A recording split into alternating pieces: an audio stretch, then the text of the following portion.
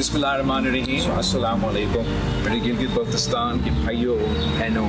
Pakistan Peoples party 3 نسلوں سے آپ کے حق حاکمیت کے لیے جد و جہد کرتی آ رہی ہے.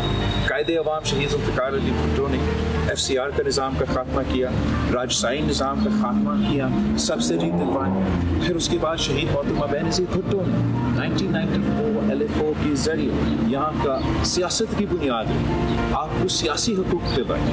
پھر صدر زرداری نے گلگت بلتستان کو نام رکھا, شناخت دیا, انتظامی جو اصلاحات ہوئے.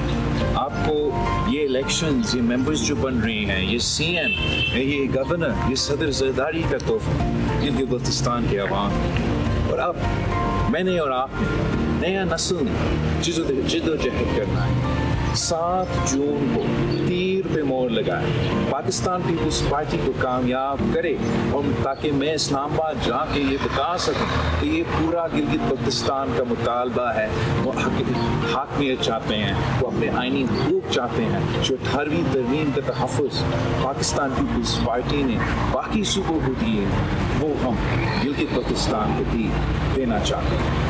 انشاءاللہ تعالیٰ آپ پاکستان پیپلز پارٹی کو کامیاب کریں گے تو وہ دن دور نہیں ہے کہ ہم نعرہ لگائیں گے کہ 5-6 صوبوں کی زنجیر